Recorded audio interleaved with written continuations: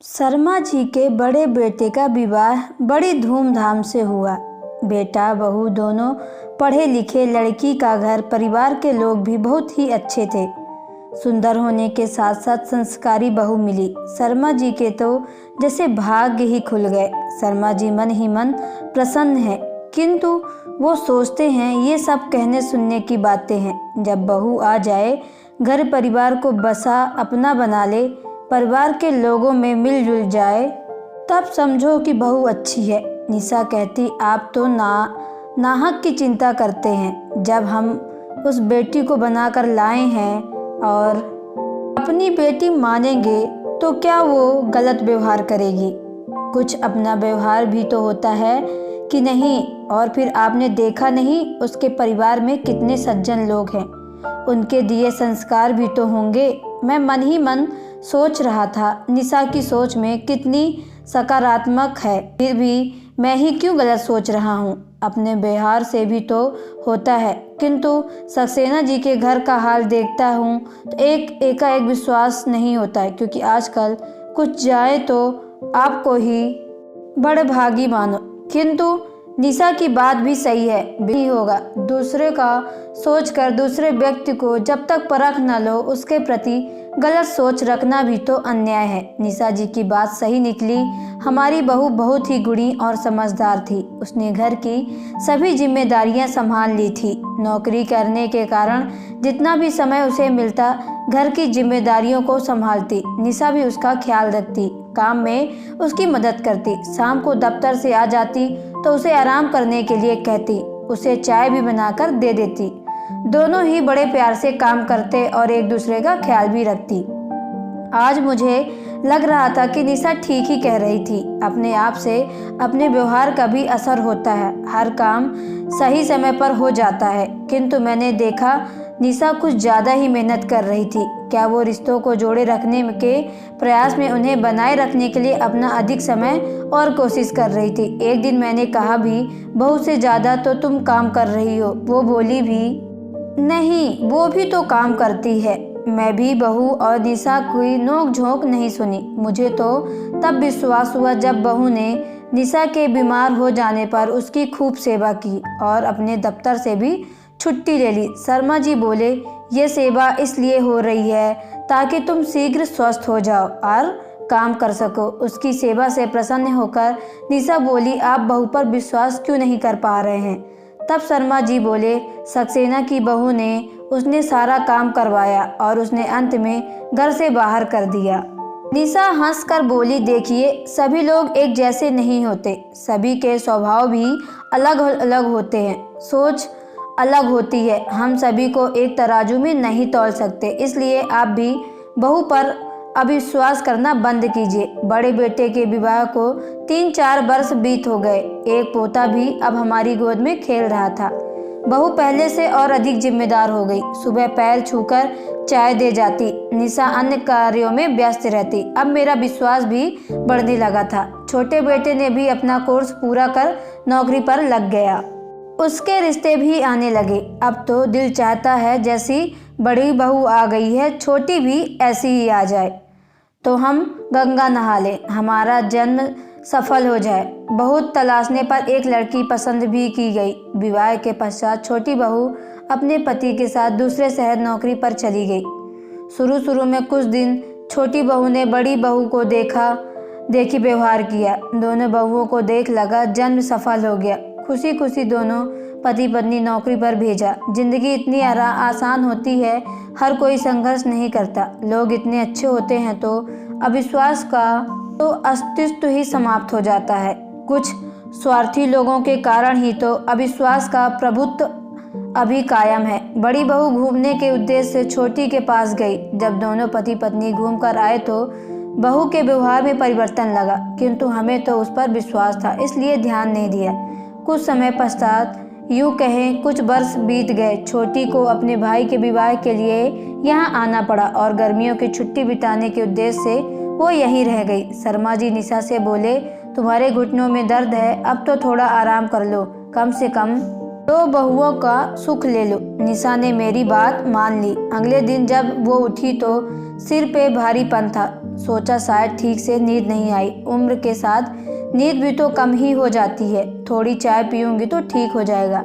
इंतजार था कि कोई भी बहू चाय तो लेकर आ जाएगी। बहुत इंतजार के बाद छोटी बहू चाय लेकर आई। निशा बिस्तर पर उठने का प्रयत्न कर रही थी। छोटी ने उन्हें उठाने में मदद भी की और चाय पास की मेज पर रखकर बोली, मम्मी जी घर पर इतने काम हैं, कम से कम आप उठकर अपनी चाय बना नहीं सकती? तो लेकर तो आ ही सकती हैं। निशा उसका मुंह देखने लगी, ना ही पैर छुए अथवा अंग्रेजी में गुड मॉर्निंग ही करती। निशा ने उसकी बातों को नज़रअंदाज करके बोली, बेटा गुड मॉर्निंग वो उसे याद दिलाना चाहती है कि बड़ों से मिलने पर अभिवादन करते हैं। जवाब का उन्होंने इंतजार नहीं किया। बोली, आज थोड़ा सिर में भारीपन है, इसलिए उठने में थोड़ी दिक्कत हो रही है।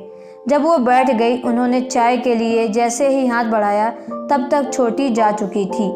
उसके इस व्यवहार से उन्हें दुख हुआ। सोचा शुरू से ही अलग रहने लगी। परिवार के तौर तरीके या तो आते नहीं या भूल गई। बड़ी बहू आई, उसे देख उनके मन में प्रसन्नता छा गई। बोली, मालिनी बेटा कोई सिर दर्द की दवाई हो तो देना। मालिनी पहले ही दवाई लेकर आई थी। बोली, छोटी ने बताया मम्मी जी के सिर में दर्द है, इसलिए दवाई ले आई। निशा का जो दुख छोटी की बातों से हुआ था, उस पर मालिनी ने जैसे अपने व्यवहार से मरहम लगा दिया। 1 घंटे के आराम के पश्चात वो पूर्णतः स्वस्थ हो गई। छोटी को उन लोगों का इस तरह प्रेम से रहना रास नहीं आया और बोली, दीदी आप भी कितनी मेहनत करती हैं, साथ में बच्चा भी इतना सब कैसे कर लेती हैं?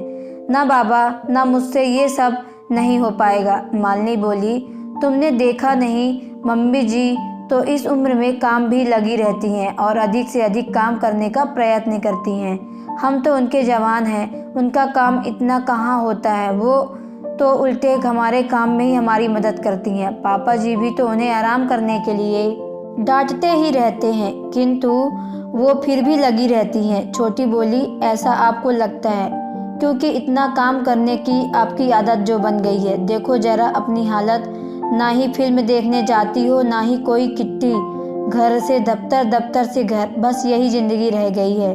ना कहीं घूमने जाना, अपने लिए भी थोड़ा समय निकालिए, यही उम्र है घूमने और फिरने की, फिर कब जाएंगी? उसकी बातें मालिनी के दिल पे लग गई और वह चुप हो गई। मालिनी को चुप देख छोटी ने अपनी बात बड़ी की और बोली, बताओ तो जरा सौंदर्य सज्जा के लिए कब गई थी?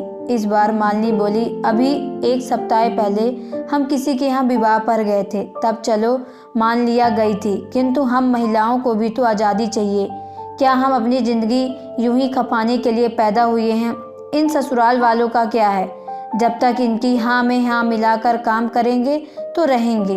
तो बहू अच्छी नहीं किया और अपने अधिकार की बात की तो बहू खराब है। मैं आपसे पूछती हूँ, क्या हमारी अपनी कोई इच्छा अथवा पसंद नहीं? निशा ने देखा छोटी तो पैर छूना ही नहीं जानती, नहीं चाहती, बड़ी को देखकर भी इधर उधर देखने लगती। मालिनी को अब भी अजीब लगने लगा, जैसे मैं ही पढ़ी लिखी गंवार हो गई हूँ। छोटी को देखो कैसे मस्त रहती है, अपने मन का करती है, अपने मन का खाती है और पहनती है, और मैं यहाँ संस्कारों की पोटली लिए बैठी नहीं धो रही हूँ। छोटी की इन हरकतों पर निशा और शर्मा जी की नज़र थी, किंतु गृह क्लेश से बचने के लिए शांत थे। बेटे से पूछ रहे थे, ये क्या है, ऐसी ही थी या तेरे साथ जाकर बदल गई?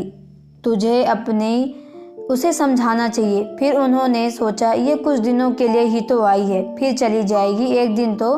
छोटी ने लज्जा शर्म त्याग ऐसे वस्त्र पहने शर्मा जी की नज़र झुक गई। रोहित ने उसे समझाया कि रिश्ते का तो लिहाज करो, ससुर और बड़े भाई का तो शर्म करो। वो बोली, मैंने किसी का ठेका नहीं लिया है, मेरी जैसी इच्छा होगी वैसे रहूँगी।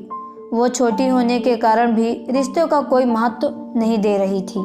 मालिनी को भी उसकी ये हरकतें अच्छी नहीं लग रही थी, किंतु उसकी इन्हीं हरकतों से उसे भी सोचने पर मजबूर कर दिया। मेरी भी अपनी ज़िंदगी है, मेरी भी अपनी पसंद नापसंद है, मुझे ये सब करने की क्या मिला? किसी ने मुझसे कोई ट्रॉफी या मेडल दे दिया? शर्मा जी का छोटा लड़का अपनी पत्नी के व्यवहार से लज्जित हो छुट्टियों से पहले ही बच्चों की पढ़ाई का बहाना ले चला गया। उन लोगों के जाने के बाद सबने राहत की सांस ली, किंतु छोटे के परिवार के जाने के बाद भी घर पे पहले जैसी बात नहीं आ पा रही थी, क्योंकि छोटी बहू कहीं न कहीं जहरीला बीज बो गई थी।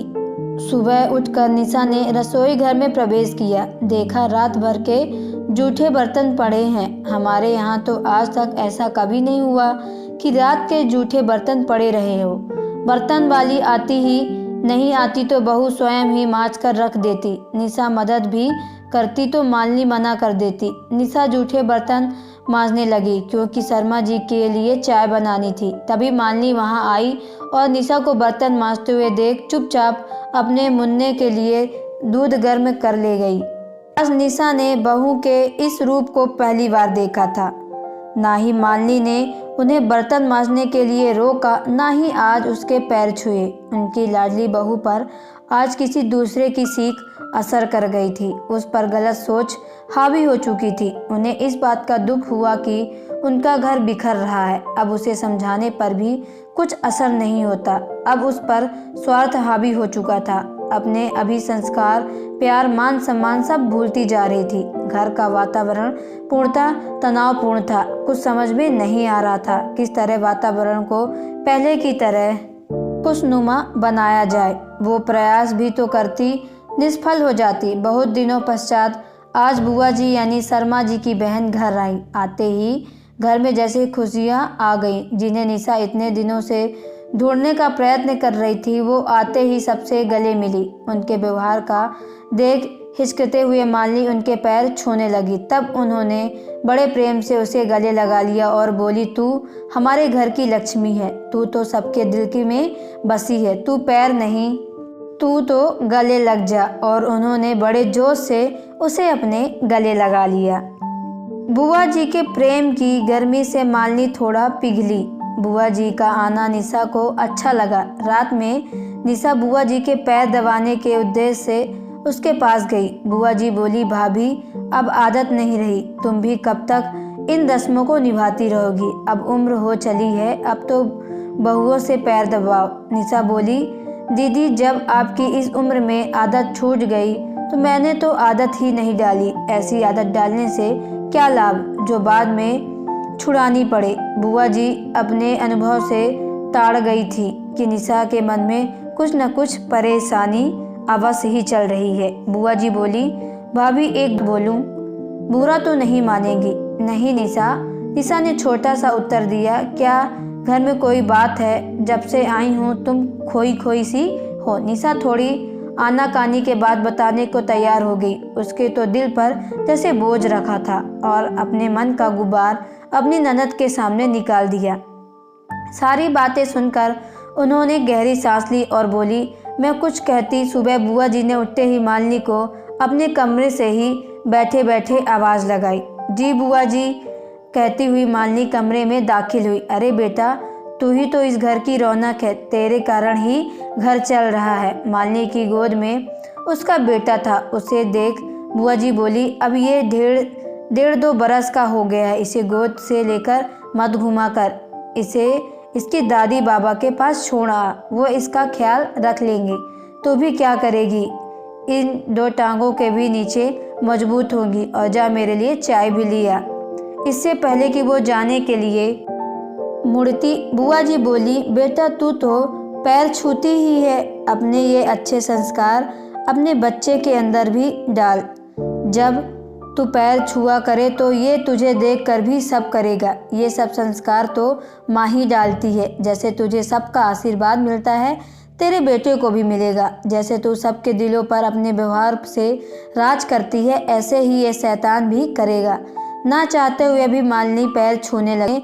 बड़ा सा आशीर्वाद दिया और बोली, जा चाय बना ला, मैं भैया के साथ बैठती हूँ। चाय ले अपना शर्मा जी और दोनों साथ ही थे। बुआ जी मुन्ना को लेकर उसके पास आई और बोली, लो संभालो अपने इस नन्हे शैतान को। इसे लेकर बहू काम करती है, थक जाती होगी। अब ये गोद में नहीं बल्कि इन दोनों का हाथ पकड़कर घुमाया करो ताकि इसकी टांगें मजबूत हो। तब तक मालिनी चाय भी ले आई। बुआ जी तभी तो इस कुछ सिखाए जब ये हमारे पास रहें। सारा दिन तो अपनी माँ को तंग करता है। बुआ जी बोली, तुम इसकी दादी बाबा हो, ये रिश्ता तो ऊपर वाले ने ही बनाकर भेजा है, इसे कोई टुटला नहीं सकता। ये तो खून के रिश्ते होते हैं, इनमें किसी का भी हस्तक्षेप, बल्कि बहू को तो इसे तुम्हारे पास भेजने पर अपने लिए भी समय मिल जाएगा। पहले घर का काम करती होगी, फिर इसका, तो इसके पास समय कहाँ बचेगा। मालिनी के मन में ये बात आ गई। बुआ जी कह तो ठीक ही रही हैं। अभी वो सोच ही रही थी कि बुआ जी बोली, जब मालिनी तेल ले आ, आज मैं अपने इस कन्हैया की मालिश करूँगी। जब वो तेल ले आई, वो बोली, यही बैठकर देख, मालिश करते हुए बोली, तुझे पता है अपने इस भाई के पास ज़्यादा क्यों आती हूँ। मालिनी ने नहीं में सिर हिलाया। प्रेम और अपनापन में जो मैं महसूस करती हूँ वहाँ नहीं, जबकि उसके पास इससे अधिक पैसा है। ऊपर से तू भी ऐसी संस्कारी, जो संस्कार तेरे माता पिता ने दिए हैं वो छोटी के माता पिता ने नहीं दिए होंगे, या फिर उसने अपने माता पिता के दिए संस्कारों का ही झुठला दिया। तुझे पता है राम और रावण दोनों ही मनुष्य योनि के जन्म लिया, किंतु एक आज भी जलाया जाता है और दूसरे के मंदिर है, जबकि रावण की तो सोने की लंका थी। ज्ञान भी अधिक था, कारण उसके कर्म, जिन्होंने राम को भगवान बना दिया।